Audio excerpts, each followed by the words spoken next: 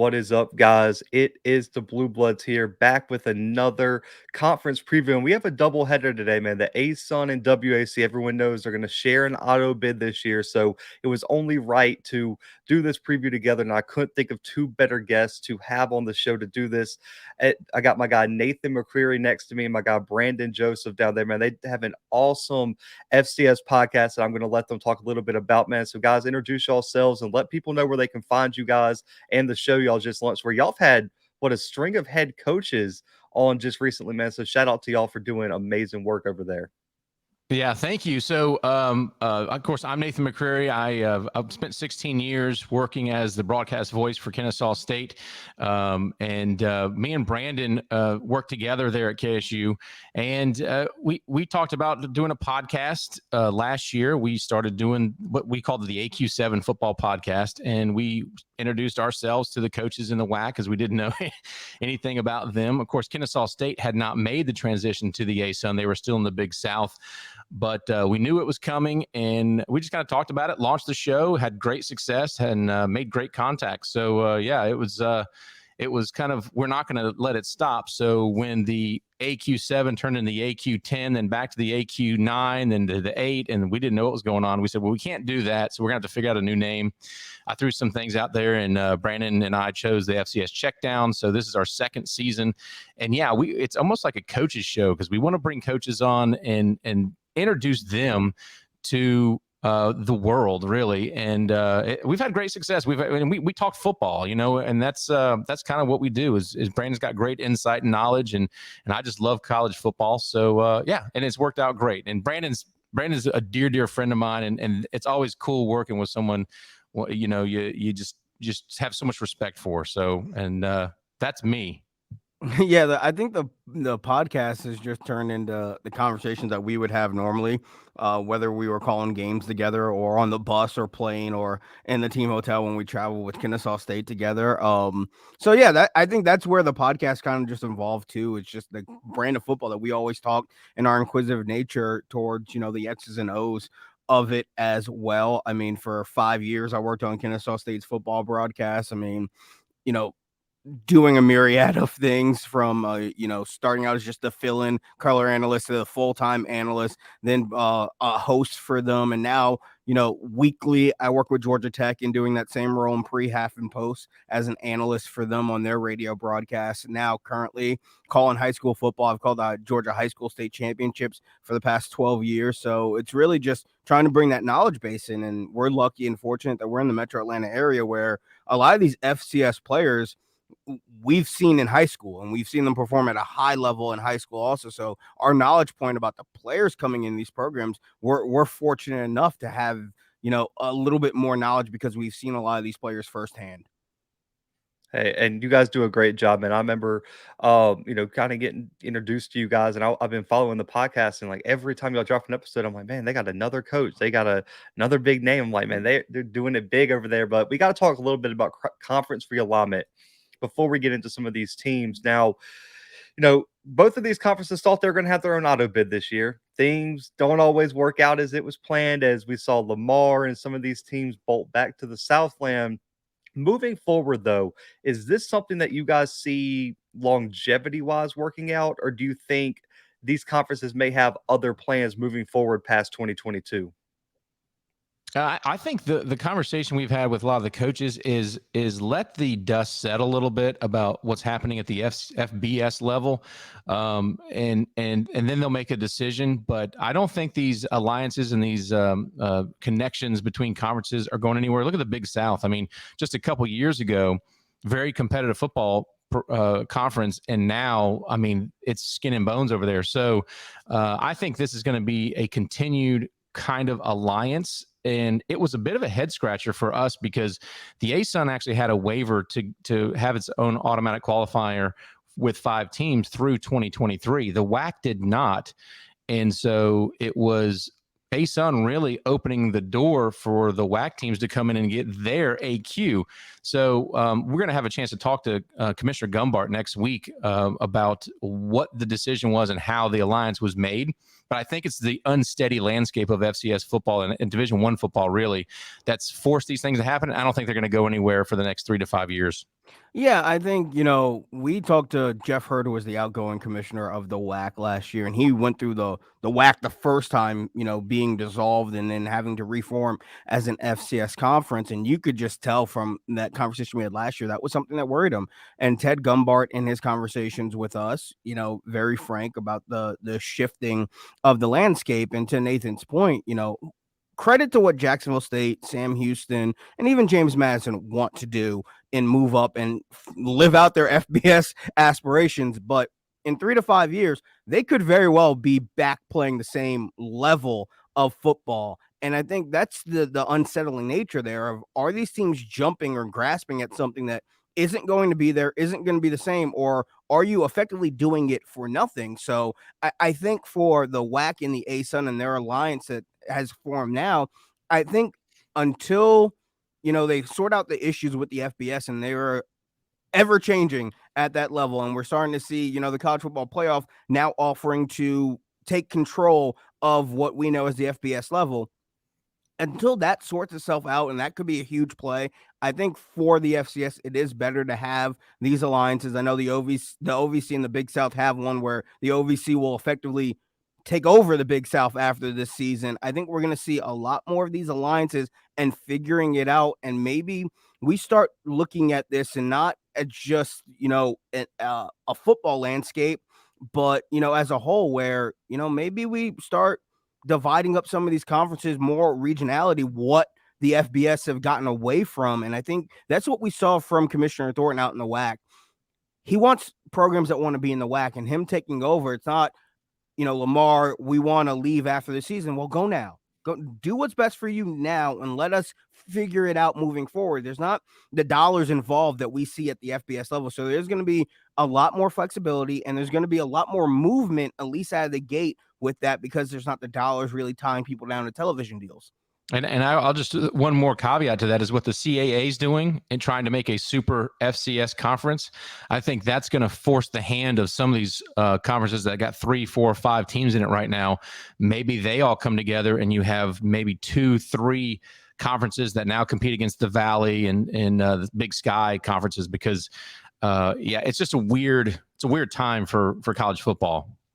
Now, we did our Big Sky preview with Chris Hammond from FCS Fan Nation, and one of the things he was mentioning, I think a lot of average fans may not know this, is the only conference that has the ability under NCAA bylaws to move up to D1 to FBS is the WAC, because they're a previous FBS member.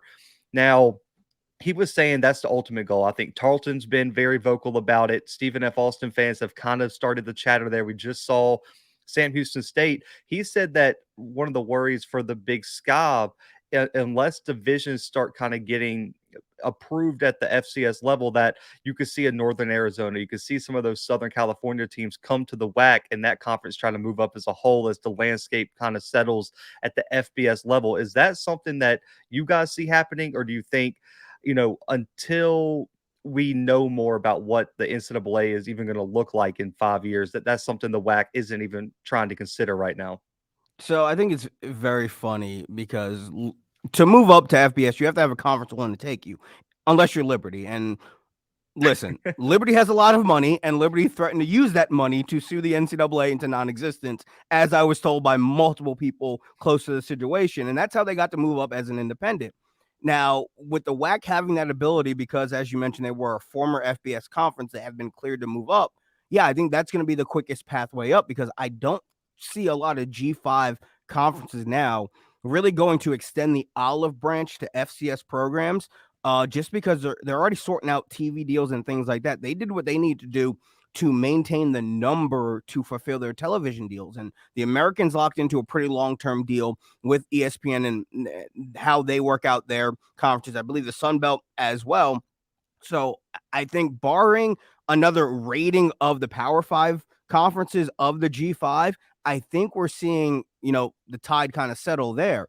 But if you have a lot of schools that want to make the move as one, the easiest way to do that is through the conduit as one institution, for lack of a better term, and that's through the WAC. And I think that will be the biggest tell, or the biggest sign. If these schools start coming into the WAC, then we know what the next step will be.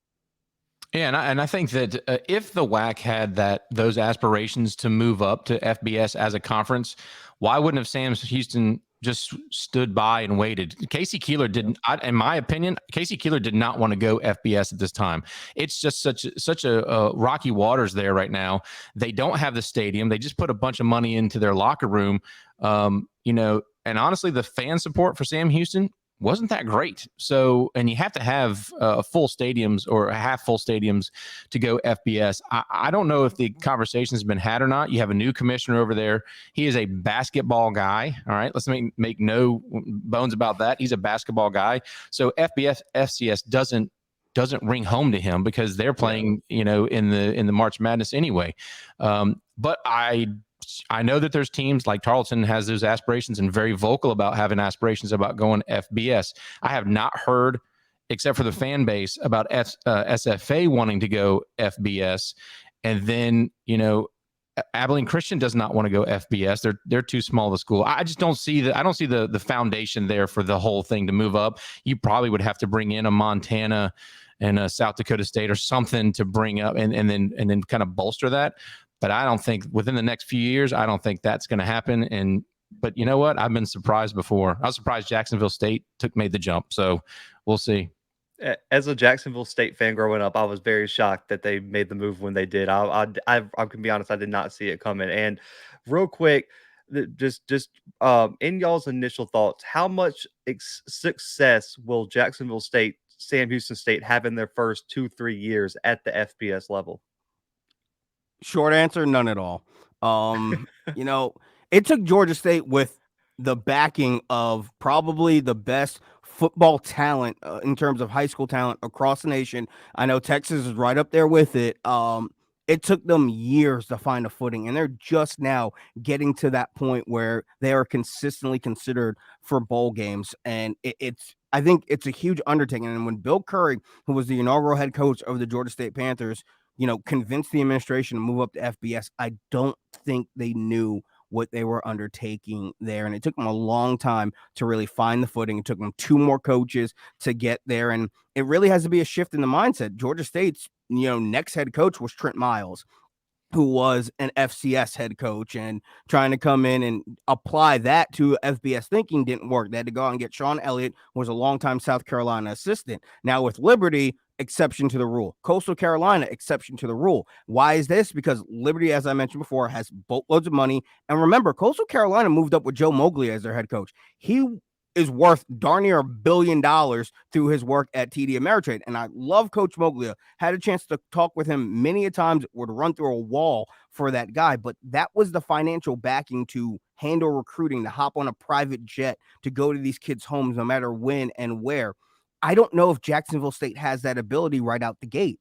They're investing a lot of money into upgrading Snow Burgess Stadium, and it's going to look amazing when it's all said and done. They got a head coach in Rich Rod who knows how FBS works, but there's going to be a lot of eyeballs on him. Remember, Michigan didn't end too well for him. Arizona didn't end too well for him. And I'm not talking about the on-the-field product as well. So with that, especially with a transitioning program, the NCAA or the enforcement group is going to look at that a little bit closer, and you can't cut corners there. You're going to have to make sure everything's lined up in a row. And I just think for Jacksonville State, it's going to be a little bit tougher than Sam Houston, just because Sam Houston has a lot more talent they can pull from in Texas and really make their path easier. For Jacksonville State, there's a lot of expenses. They're going to have to spend a lot more time in Atlanta, in more parts of Alabama, and try to get in on those third-tier guys. If you think about the top-tier guys in Alabama are probably going to Alabama or Georgia.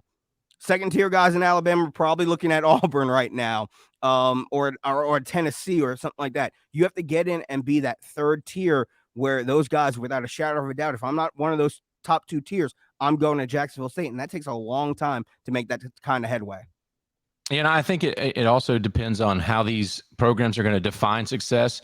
If success is making the Boca Raton Bowl, then maybe within a couple of years you have a bowl win under your belt. But I agree with Brandon.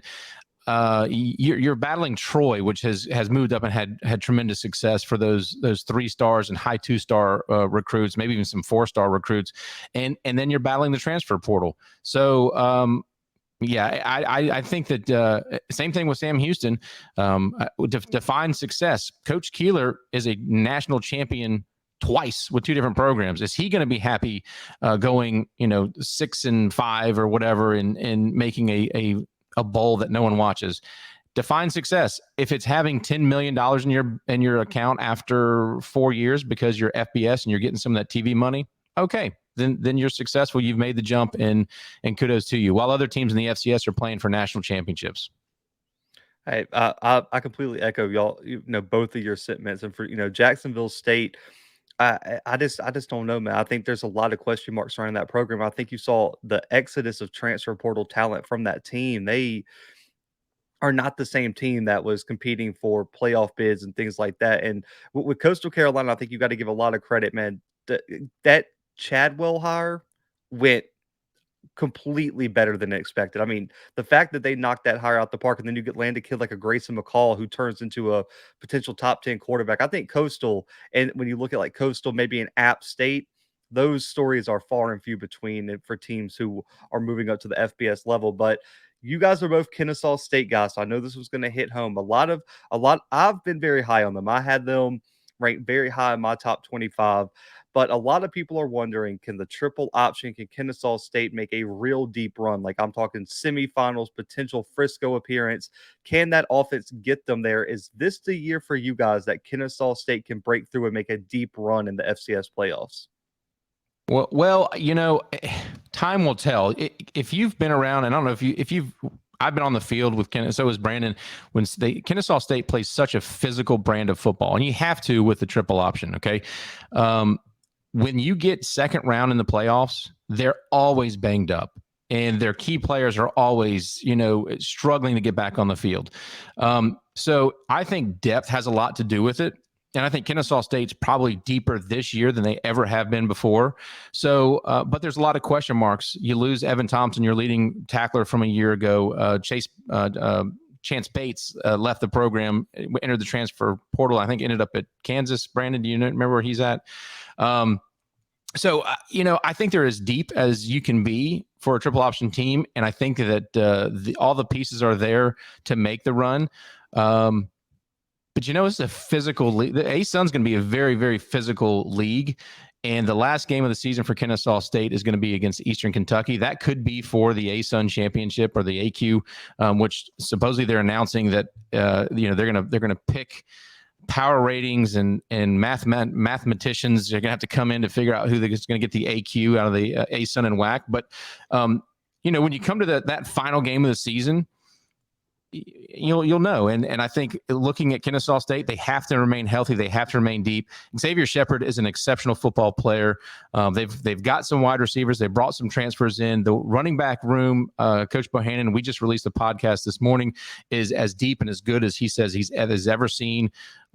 Isaac Foster, the dynamic running back, a back for them, or the one back for them, is coming back. I definitely think the pieces are there for them to go third, fourth round into the playoffs, maybe to the championship game. But it's going to depend on health. I mean, I really believe this is a talented football team that can make a run.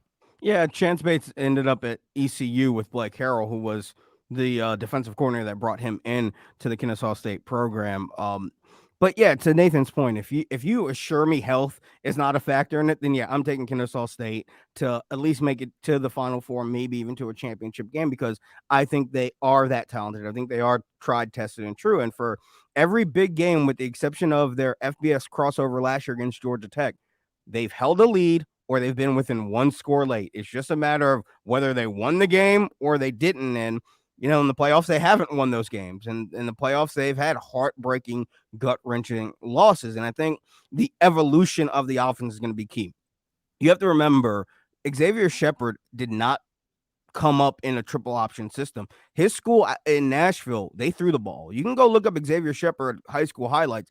Kid can sling the pill around the park. And I think that's going to be the next step. And, I've talked about this at various points with, Grant Chestnut, their offensive coordinator, and Coach Bohannon about the evolution of the offense. So much so that when I was on the broadcast a couple of times, I had to pull out a couple of questions because we got too deep into the game plan. But I expect to see Kennesaw State line up and throw the ball a little bit more, whether it be from a option look or they run the option out of traditional passing formation looks. They're going to have that element in there, and I think that's the key for Kennesaw State. When you have to prepare for the triple option on a week's notice, but also have to prepare for the triple option and elements, that aren't indicative to the triple option or formations that they can run it out of, it creates a level of confusion for the defense that they're going to have to adjust and try to adapt to on the fly. So I think Kennesaw State, if everything stays healthy, they have that level of advantage on their side. And I know you mentioned the schedule too. A lot of people were saying that the reason Kennesaw hasn't made those runs is because the strength of schedule wasn't there and they weren't prepared for the playoff. And a lot of people are wondering if being in the ASUN, you mentioned that Eastern Kentucky game, I'm going to be there. That's the game of the week for this show. I'm going to be traveling up to that game. Do you think the schedule, because that Cincinnati game for me looms real large with Desmond Ritter being gone, running backs being gone, some offensive line pieces, Majay Sanders, even the Sauce Gardner at the corner spot, and Kobe Bryant being gone. That's a game that Kennesaw, I think, could be in. Do you guys think the schedule sets up really well for this team to be extremely battle tested once they get to FCS playoff time in late November? Yeah, I think. Yeah, go ahead, Brandon. I think that they will be battle tested. The only thing that concerns me is that bye week comes pretty early for the Owls, and I think that's going to be the big stretch for them after that Cincinnati game. But to your point about that Cincinnati game, I mean, I'm a little less confident than I was when walking into Kent State in 19. I was 100% confident. I went on the Kent State pregame show and told them the Owls were going to win the game convincingly, and they should have. But I do think there is a path for them to win this game versus Cincinnati just because of the fact of ball control, and you're going to have young guys for Luke Fickell's program that have to figure out on the fly, with the less amount of possessions that come with a Kennesaw State game. It's real easy if I ensure you're going to get 22 possessions, offensively a game, what you can make work with it. But what if I told you you're going to lose 4 or 5 of those just because there won't be time left for it? Well, that adds a sense of urgency. And I think, how does that project to players that haven't played a lot of games? And if you want to look back at Cincinnati over the course of the past 2 years, they had to play, especially those tough games.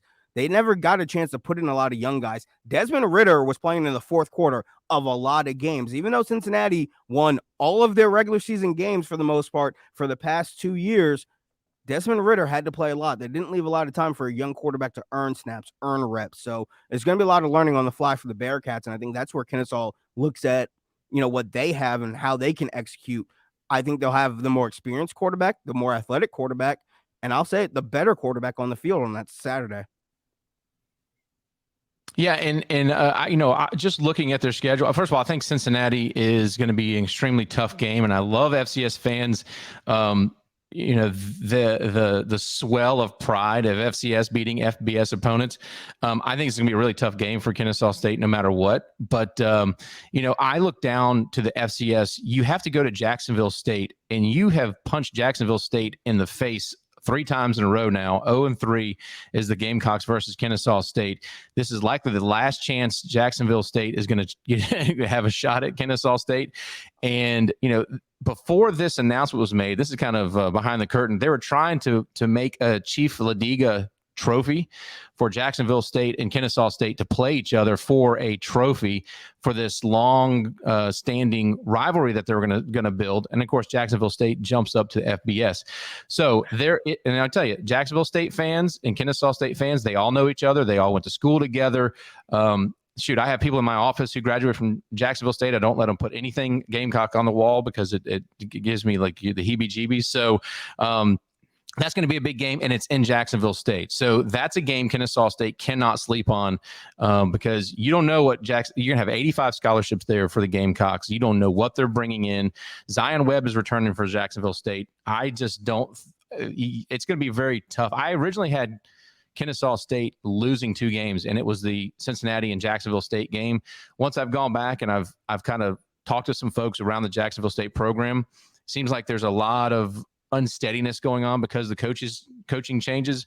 So that could be a factor, and maybe KSU can take an advantage. Now I have them going 9-1 and just losing that Cincinnati game. Yeah, because I know Rich Rod in his press conference, I believe it was yesterday or 2 days ago, he said they weren't going to name a starter till 5 minutes before kickoff or something like that. And I mean, the freshman they landed, I just want to say this, Smoot is the real deal. The 3-star quarterback that's coming out. I just don't know if he wants to roll out there with a true freshman when you got Aaron McLaughlin coming in and a 5th-year guy in Zion Webb. Now, the team that has caused a lot of arguments across social media in FCS spaces is Stephen F. Austin. Now, just to put it on the record, I'm a believer. I think this team, if everything goes right, can be a team that makes a semifinal run. And I really do believe that. Do you guys think Stephen F. Austin and the Lumberjacks can live up to the preseason hype they're receiving this year? Yes, I think so. If you take a look at their toughest games from last year or all their losses, just throwing even the Texas Tech game, throwing all their losses. I mean, I think the number, we had the number last year. I think the points that they lost by, I think it's like 15 points were combined, like 11, all their losses. I think 11 if you don't count Texas Tech.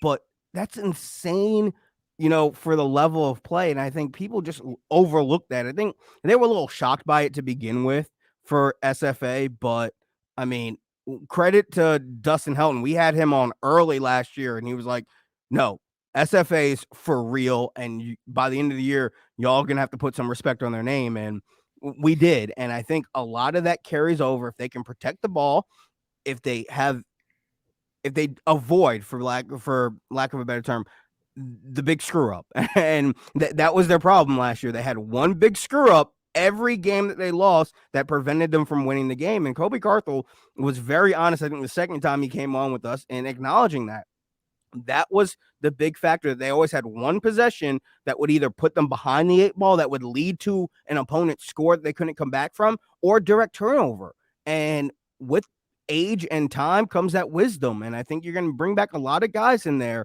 who learned from those losses and learned about what it takes to win at a high level. And I just firmly believe in looking at the way they played against Sam Houston, looking at the way they played against Incarnate Word, not even factoring Texas Tech. I think this is a team that has a chip on their shoulder, a giant Dorito to go back out there and prove a lot more people wrong. And I think it will play out their way. And if they can get the wins that they need to, I think to make the statement for the Lumberjacks, I think there will be no doubt that they are a top tier team, no matter how they decide the WAC ASUN champion. And as Nathan said, the metric, the abacus, the slide rule, and the lunar positioning that they were going to use to make this champion. Yeah. Trey Self, Miles Reed, Xavier Gibson, Brevin Randall. You got key pieces that are coming back for SFA. They've added pieces. Coach Colby Carthel is a dynamic coach, and he is one of those pieces that you have to have in place to make a championship run. And I think that people love playing for him, and I think that shows on the field. So their defense has to improve without question. They lost that overtime game to UIW in the FCS playoffs, a heartbreaker. I think they were up by 14 points at one point, and then blew it. Like Brandon said, they allowed too many third downs, too many rushing yards. Cam Ward's dynamic, but in the end of the day, you're going home and they're not. So that was a game they should have won. And we've talked to coaches like Walt Wells, who didn't make the playoffs, thought they should. Coach Bohannon that had that letdown against ETSU. SFA also has a sting from that overtime loss to UIW. I would be surprised if they bring that into this season and are not going to let it happen again. I expect them to run deep into the FCS playoffs. Yeah, and I think you saw the next week that Sam Houston State got all they could ask for from UIW. I think if Stephen F. Austin would have got that rematch, we really I don't know if Sam Houston State would have been as lucky, because I think that team was on a mission. Now this weekend's a big game for them. You get Jacksonville State in the FCS kickoff game in Montgomery. What are y'all expecting in that game? Do you have any predictions, or how important is this game for Stephen F. Austin to start the season on the right foot? I think it's big. Not to keep plugging our podcast, but we're going to keep plugging our podcast. We had Nathan Brown, Central Arkansas head coach, on with us in the episode we just released, and I asked him, how does he view this Jacksonville State game when they play later in the year? And he said, and he looked dead right at us into the camera on Zoom and said, I view it as an FBS game because Jacksonville State has the full allotment of FBS scholarship. So using that mindset, Stephen F. Austin is playing an FBS opponent. If they can win this game, I agree with Coach Brown. If they can win this game, I count it as an FBS win. If they lose this game, I don't know if I count it as, an FCS loss, but I think Stephen F. Austin can go out there, they can make a statement, and they can get a team that's going to have to find itself. Rich Rodriguez changes an offense completely. It's not like he takes other elements from what they were running under John Gross and I'll integrate my system in moving forward. No, it is your old playbook. We will use it as fire kindling and we will warm ourselves in the winter because you have a brand new, spread option that is run based, which is totally counterintuitive now to what we're seeing. And not to mention that was at Michigan 10, 12 years ago. So there has been a book on it now. He tried in Arizona. It didn't really ever pan out. So what is the evolution of his offense? That's a lot that the players are going to have to figure out. That's a lot that, the coaching staff is going to have to figure out with the personnel that they have in there. I think this is right for Stephen F. Austin to have the more talent on the field and to win this game scheme-wise and talent-wise. That I know what a lot of the computer metrics are saying, and not to jump on anything Nathan might say, I think this is a 2-score victory for FSA.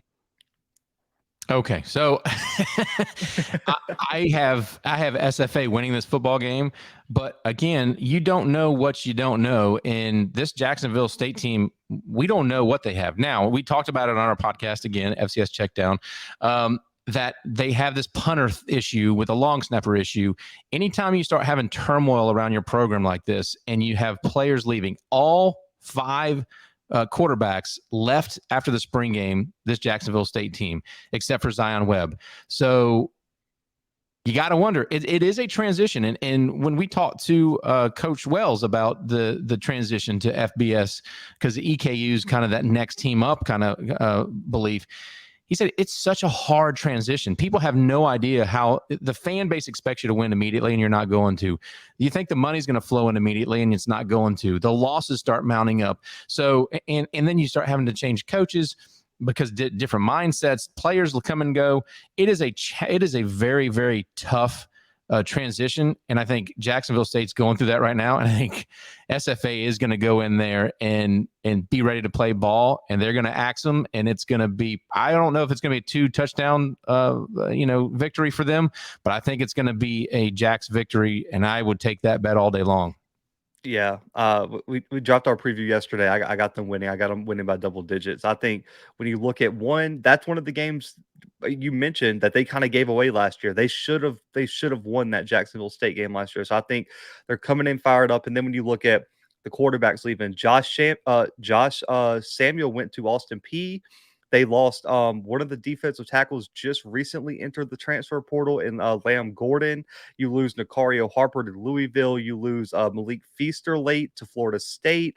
And I mean, even going back to the year before that, they lost multiple guys. I mean, really and truly outside of like Swain at the defensive end spot and there was another guy at the corner spot that I'm blanking on his name. Those are like the only 2 starters that are like really coming back. Markel Benton's coming back at the linebacker spot, but they have so much turnover that game 1 against a tough Stephen F. Austin, I just don't like their chances. But a team that I'm really high on, and Walt Wells has done an excellent job, and I think we all can agree from where he came in with Eastern Kentucky to where this team's sitting now, he deserves a lot of credit with how talented this team is. The rebuild, what have you guys seen? What's been the keys in y'all's opinion to Eastern Kentucky being rebuilt into a legit now FCS playoff contender going into 2022? I think a lot of it has to do with Walt Wells came in that weird COVID kind of time, and the players stayed. They actually liked the coaching staff that came in, and so you had that consistency to come in and implement your offense and defense. And the players kind of bought into it. And so you didn't have a whole lot of shifting. And you've got a lot of players that are returning for Eastern Kentucky. And don't think that they're not recruiting. Their pipeline doesn't go up into Ohio and Pennsylvania. They're recruiting the South just like some of these other teams. That's why the ASUN's such a good fit for them. I think it comes down to, number one, Walt Wells is, again, another great football coach, football mind. Played at Austin Peay, coached under Roy Kidd, knows a lot about Eastern Kentucky football. The family of Eastern Kentucky up there, the football family, is very, very tight-knit, and it's a great place. And they've kind of reestablished EKU football on the map when it kind of disappeared for a long time. So, yeah, I think it has a lot to do with the coaching staff that stayed there, and they've had some consistency on their roster. And I think people want to go play for Coach Wells. Yeah, and to Nathan's point, and when we had Coach Wells on, I think there was a level of accountability from him to his players where he raised his hand at various points, whether it was through the COVID season or last season, and go, we're not good enough right now as a coaching staff. We're not doing what we need to do to win games. And I think players look at that, and it's very refreshing. I think when you step on the Alabama's football field, I don't think you get a lot of, hey, we're messing up here as coaches. I don't think you get a lot of that at a lot of places. And he was very candid with some of the changes he had to make, from a philosophy standpoint and a scheme standpoint, to really put players in better situation. I think the key to this rebuild also comes down to 5 words: Parker McKinney, Matthew Jackson. I think that's huge in this rebuild also. When you get 2 guys on both sides of the ball that we know their talent, we can see their talent every Saturday. But when you get these guys, and Walt Wells, as he phrased it to us, that are leaders in the locker room, that other players, he alluded to that defensive guys, look up to Parker McKinney, offensive guys look up to Matthew Jackson. That makes life easy in the locker room when you have 2 leaders like that on both sides of the ball that are so, eclectic with their personality, or engaging with their personality, even though Matthew Jackson isn't the vocal leader or the guy that is going to stand up and give a rallying cry, but he has that personality that people flock to, and he wants to get better and makes everybody else wants to get better. And you have, Parker McKinney that is willing to look at a younger quarterback coming in the program that wants to take his job out of the gate and teach him the tools of the trade. I think that's great for a locker room. I think that's the key of going out there every Saturday and going, you know what, we deserve, we belong. And you have a coaching staff that goes, we're not going to be perfect. We don't expect you to be perfect, but let's try to be perfect together.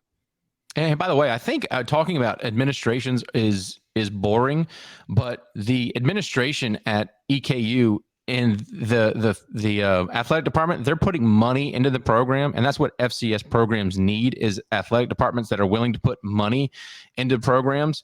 And I'll be honest with you, Kennesaw State does not have that same of administration that's willing to put money in their program. They've done some things, but they're not like what you see at SFA. And Austin Peay just redid their locker room, and EKU. The money that they're putting in, I think it's huge. And that's another reason why I don't think Kennesaw State is all the hype that says, oh, they got to go FBS now. They're not ready. They don't have the administration in place. And I'm not talking about the coaching staff. They don't have the administration in place to make those changes, where Matt Rohn is the athletic director at EKU, graduated from Southern Utah. He brings in Southern Utah to their schedule.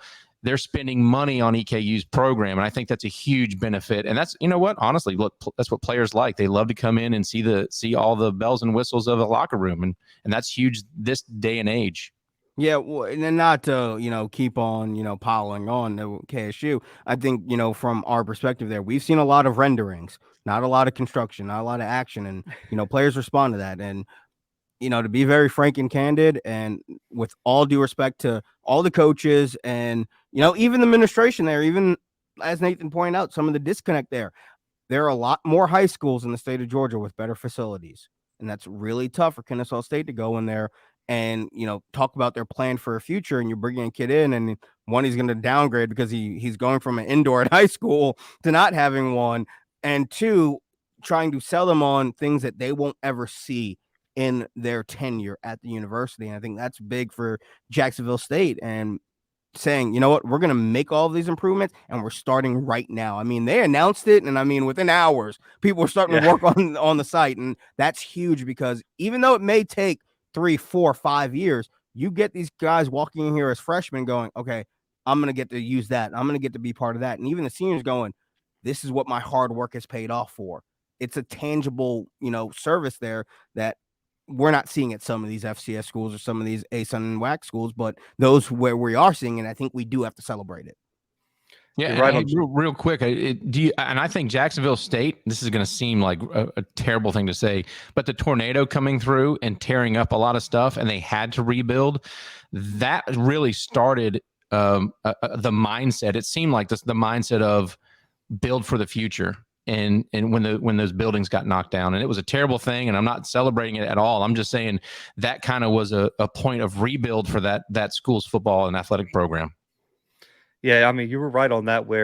Jacksonville State announced it, and I felt like they had workers there a week before they even announced it. Like, they were like quarter of the way done, and they were like, "This is what we're doing." And it's like, okay, we hear you, but with Eastern Kentucky, I feel like they got really overlooked in recruiting this year.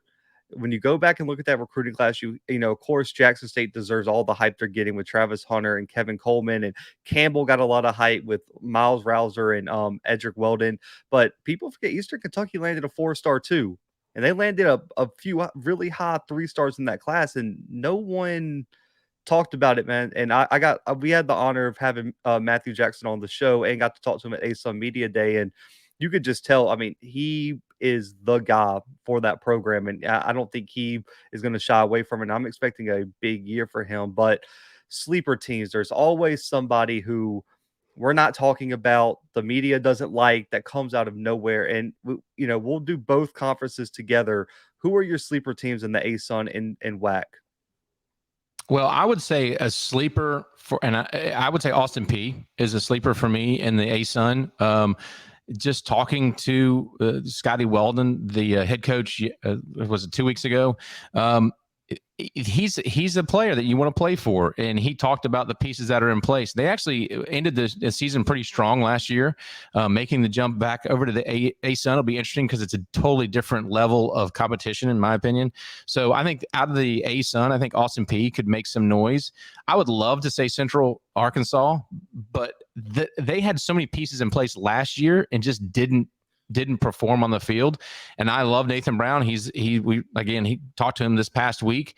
But the pieces were there last year, and now I think they're almost rebuilding. So I would put Austin Peay above Central Arkansas. For the WAC, gosh, you have 3 teams that are eligible. And I mean, SFA, Abilene Christian, and Southern Utah. I think Abilene Christian is going to do more than people think. I like the Keith Patterson hire who came from Texas Tech.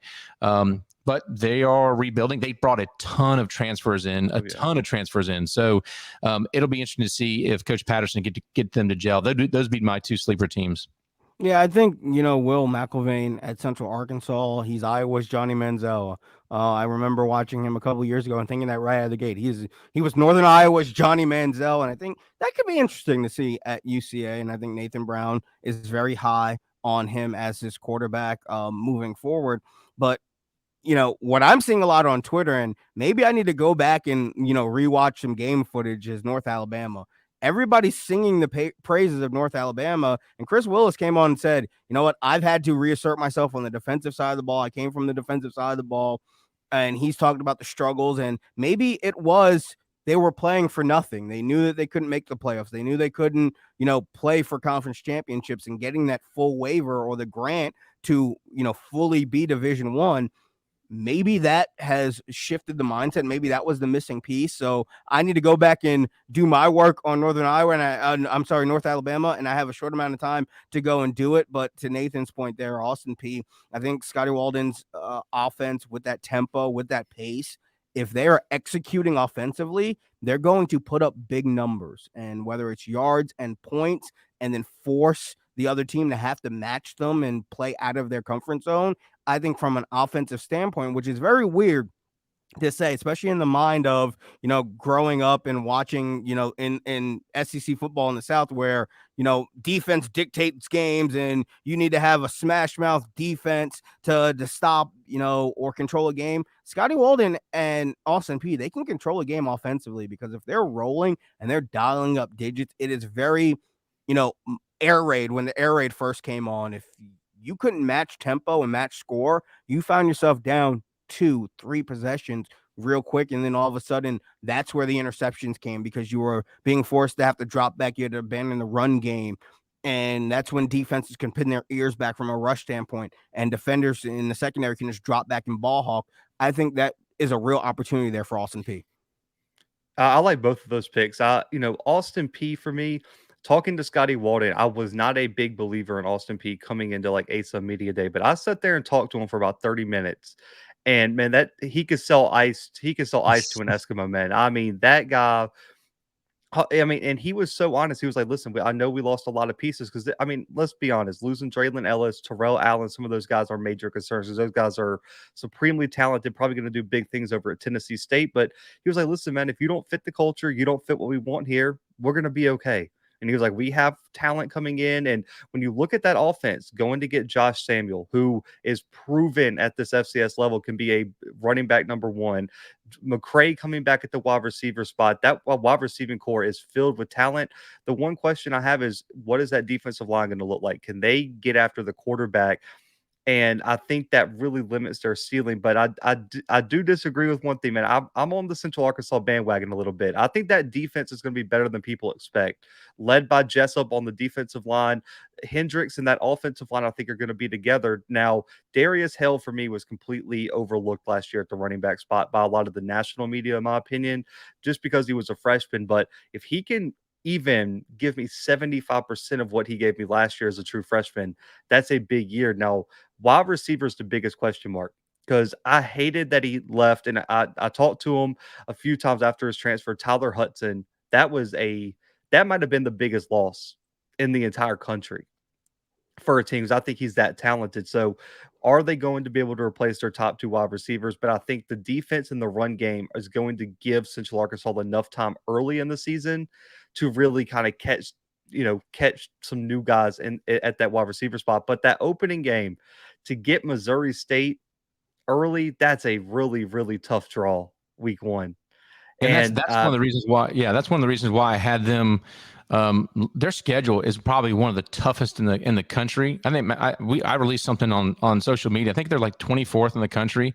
I mean, they really have a tough schedule. And you mentioned the Missouri State, Ole Miss back to back, have to travel to SEMO, and then they start the ASUN gauntlet of Austin P, Kennesaw State, North Alabama, ETSU, Stephen F. Austin, and Jacksonville State. I mean, you can't come up for air if you're Central Arkansas. And I do like the defense for UCA, but I put so much into them last year. It's like it just didn't happen on the field. I hope it does. I hope it does for Nathan Brown and his Bears.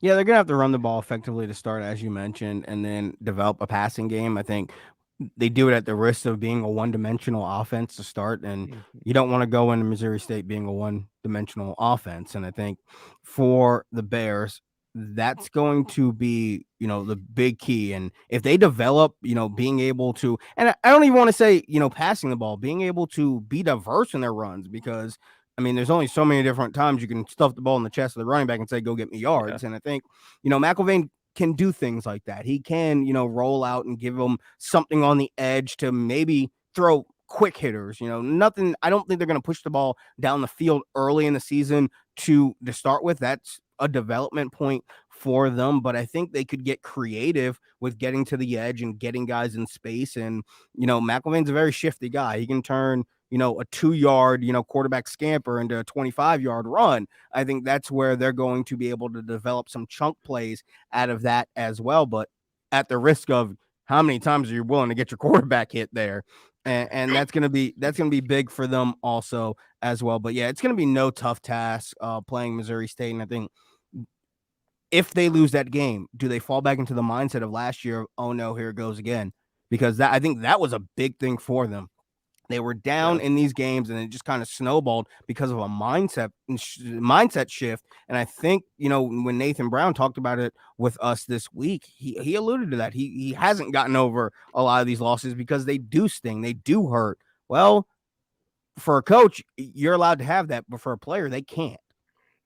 Yeah, and I know they landed the 3-star Kansas wide receiver, Rector, too, who is a big player in the state of Texas and will be a really big slot wide receiver this year for them. But it's prediction time. I need your guys to let me know who you think is going to win each conference. And I listen, I don't know how well you guys study astrology, but if the stars align, who do you think gets the AQ for this conference? You go first, Brandon. Is Mercury in retrograde? Yeah, I don't know. No, I think, and I mean, it's going to be tough for me to put this out there, and I may end up eating my words. I think it's going to come down to a Kennesaw State and FSA. I think Stephen F. Austin will be the no doubt choice. I think when we look at Stephen F.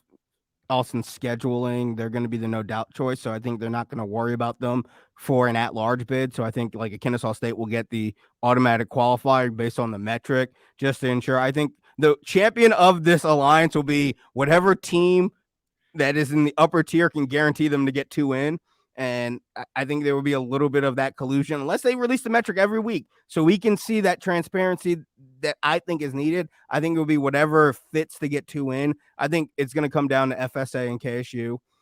And I'll give the nod to KSU just because I think Xavier Shepherd could end up with numbers on the ground and what I expect Kennesaw State to do now with a passing game. He could end up probably up there for Player of the Year. Yeah, and I agree with him. I think Kennesaw State is probably going to pick up your AQ. SFA will get the at-large bid. Their schedule hurts. If they take a loss, their schedule's in the 3 digits as far as strength of schedule. So that could open the door for EKU if SFA stumbles at all, because they do have they do have tough games, and the Sam Houston game is going to be tough. And how do you rank that? Is it an FBS or is it FCS, whatever? But I think Kennesaw State, and my hot take is that Xavier Shepherd could. He's going to break records for Kennesaw State in touchdown passes. I believe he's probably going to lead the FCS in touchdown runs for a quarterback or overall. I just think he's too strong, and I think that line is big in returning. They do lose Jake Lassiter, but they got some places like Greg Olson, who's coming back for them, and Zion Katina. The offensive line is going to be huge. There is one caveat to this: is the new rule about blocking outside the tackle box, and we talked to Coach Bohannon about that.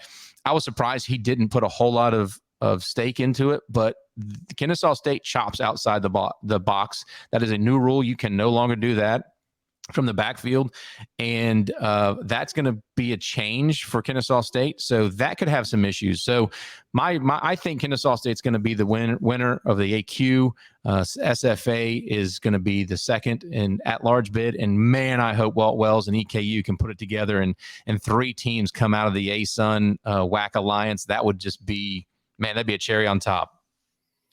Yeah, I agree with you guys. I think Kennesaw slightly edges out Stephen F. Austin just due to the scheduling. Now, the plot twist would be is what happens if KSU has 1 loss. It's a ranked Cincinnati team, but Stephen F. Austin finds a way to go undefeated with potentially, some voters looking at it as 3 FBS wins on that schedule. Now that I think it gets a little bit tricky. And I think at that point, it really doesn't matter who gets the automatic bid. Both of those teams are in there, and both of them are probably fighting for a bye week as well in the playoffs. Now, Eastern Kentucky is an interesting one. I'm glad you mentioned that because that was going to be my next question is what do they have to do to get that at-large bid? But they are helped out by their own conference because now there's an extra at-large bid out there for a team to get. What percentage chance do you give EKU to slide into that last at-large bid? Well, they have essentially 4 FBS teams on their schedule with Eastern Michigan, Bowling Green, yeah, and then Jacksonville State and Sam Houston. You've got to win 3 of those three of those games to, I think, get an at-large bid. That would be huge for EKU, and I think it's absolutely doable for this Colonel team. But it is a grind, and as the season goes on and injuries mount and players are nicked up, it's just week by week. It's going to be a real uphill battle. And I do hope they all look at these FCS transfers or transitioning teams from FCS to FBS as FBS wins. That is the right thing to do, and we'll see how it goes. Yeah, if they start 0-2 losing their 2 FBS games, then they effectively are going to have to run the table and then ask for a little bit of help. I think you're going to ask for the Big Sky to start cannibalizing itself. To a certain extent, you're going to ask for a couple of these other, multi-bid conferences like the CAA just to kind of cannibalize themselves and allow a path to get in there. You want to be on that line if you're EKU with 2 losses being in FBS programs with a team that has 3 or 4 in conference losses and try to make your case a little bit better. I also think it's going to be how they play against a Sam Houston, a Kennesaw, a Jacksonville State in those games. Again, I think they have to win the Sam Houston game. I think they have to win the Jacksonville State game if they lose both those FBS games to start. But if you're impressive against Kennesaw State and you look like you belong on the field with them for 4 quarters, then it's going to be hard for a voter to go and say, you know what? Do they not belong compared to a team with 4 losses in the Big Sky or 4 losses in the CAA? I think that's going to be the path there because, as I've said to Nathan multiple times, it's tough to consistently get 5-6 teams in. And eventually, because some of these teams get in there and they lose in the first round and they look unimpressive based on matchup and travel, it wears on a voter, and you want to start spreading the love and seeing what a couple of these other programs can do. I think that could benefit EKU this year. Yeah, and I think just to echo what we talked about earlier, that EKU and Kennesaw State game, you may see me and Brandon up there because we got invited up to an EKU game last year by their fan base because of our podcast, and we have to make the trip up there to Roy Kidd Stadium. And that may be the game to go to. It's late in the year, man. It's going to be a wild time, and it's really going to be a balancing game for both these teams. Yeah, because I mean, you could have the ASUN on the line, an automatic bid on the line, and possibly an at-large bid on the line, all in the same weekend. Yeah, that was the game when I was looking through the schedule. As soon as I saw it, I said, nope. That weekend, I know exactly where I'm going to be now. We got like 4 minutes here, man, before I let you guys go. Real quick predictions, man. Who do you guys have winning it all this year, and who is maybe an FCS sleeper team that can make a deep run in the playoffs that no one's really expecting this year? I think NDSU it'd be dumb not to say that they're going to win it. I mean, they're returning everybody, and they're NDSU. So I think that'd be my pick. A team that could make a deep run. You know what? I think Missouri State is going to be a team that is going to be really, really tough. And we got a chance to go play there when we were with Kennesaw State, and I think they have everything they need to be a really good, strong, consistent FCS program, and they've got pieces in place this year with their quarterback and their head coach, and just I think Missouri State would be my and I think people are talking about them, but I do think they can make a deep run. Yeah, I think South Dakota State, this may be their time to assert themselves into the conversation, and I just get a feeling for South Dakota State that this year the Jackrabbits have a little bit. I think the way schedule plays out for them will be conducive for them getting into the playoffs, being a little bit more healthy, a little bit more rested, and being able to make that run and win the championship. But 2 teams to watch out for. I think Villanova could be very interesting. I know that they lost a quarterback, and it's always finding a path. But how many times do we look up in late November and go, "Wow, Villanova's pretty good," Yeah.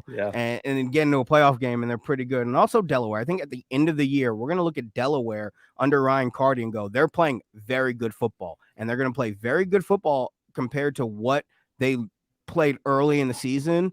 It may be too late at that point to really make a run, but when we look back at the end of the season, we go, well, Delaware is a team that consistently was on the rise, and at the end of it all, we're gonna have to give respect to them for the 2023 season. So I think those 2 programs in there out of the CAA could be very interesting to watch. Man, stole my thunder, Brandon. Man, I can't invite you on anymore after that, man. Stole my Delaware thunder, man. I've been beating the drum on that team. I think the spring season was a strong one for them, and they're returning a lot of talent, and their quarterback's finally healthy. They go and land Jalen Witcher, who I think is an absolute stud at the receiver spot. Kedrick Whitehead comes back. They have Chase McGowan and Artis Hemingway coming back on the defensive line. That team, for me, if they can establish the run a little bit and that linebacker spot works itself out throughout the season, that could be a team there.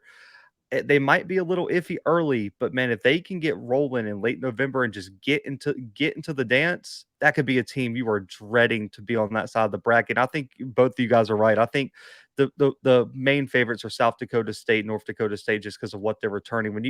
When you lose Pierre Strong and you get to throw as Zay Davis in there, like that's just the spoils of the rich having all the spoils there. And then of course you get your quarterback back who led you to the dance last year.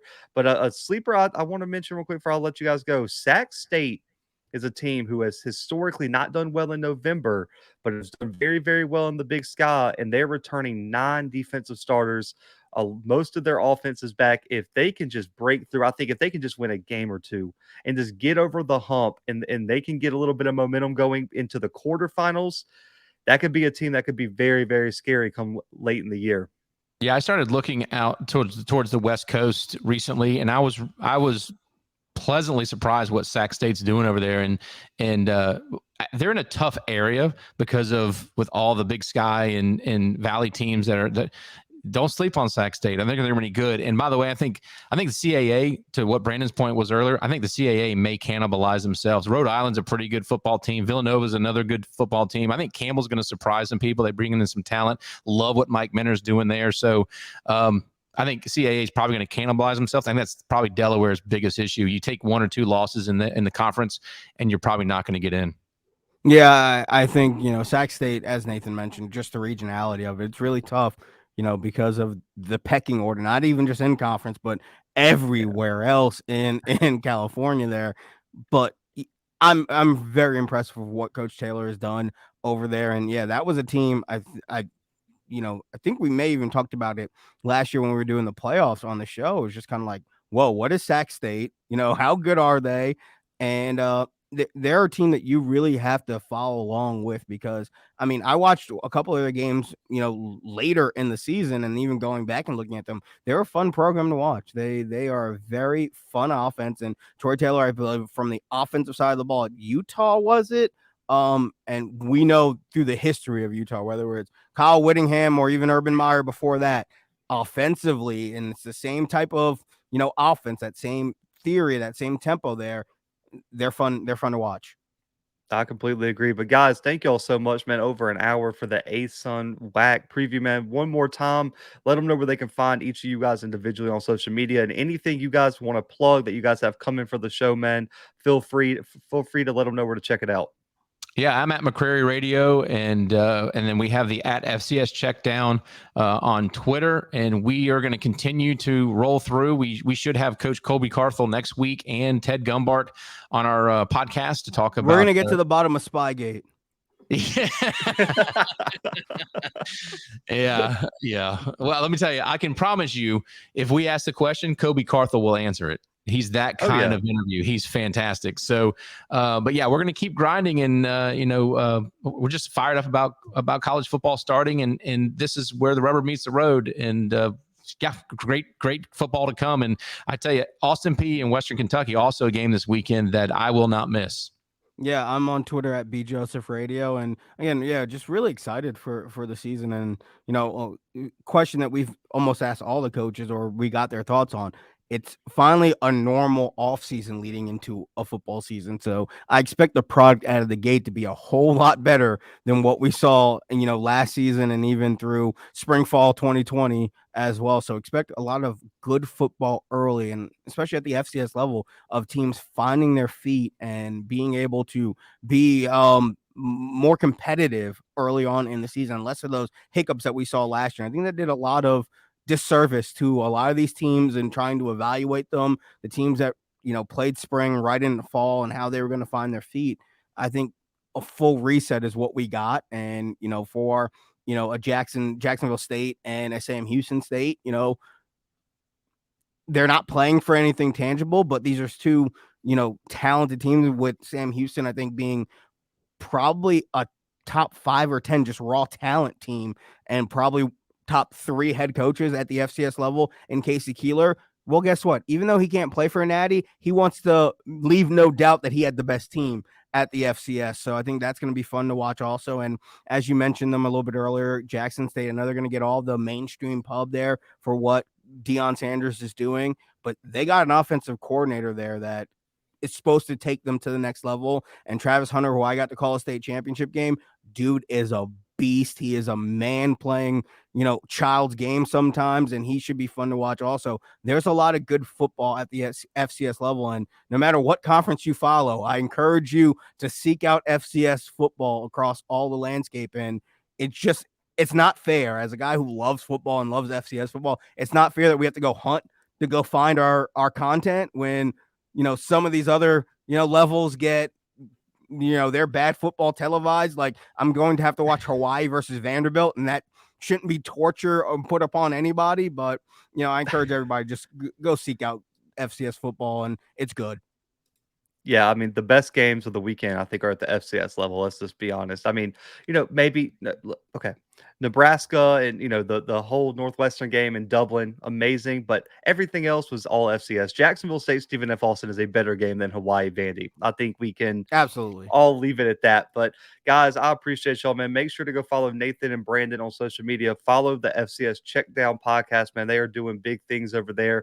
You will see both of these guys on the show throughout the season. I promise that. But for Nathan, for Brandon, for myself, we are out for right now.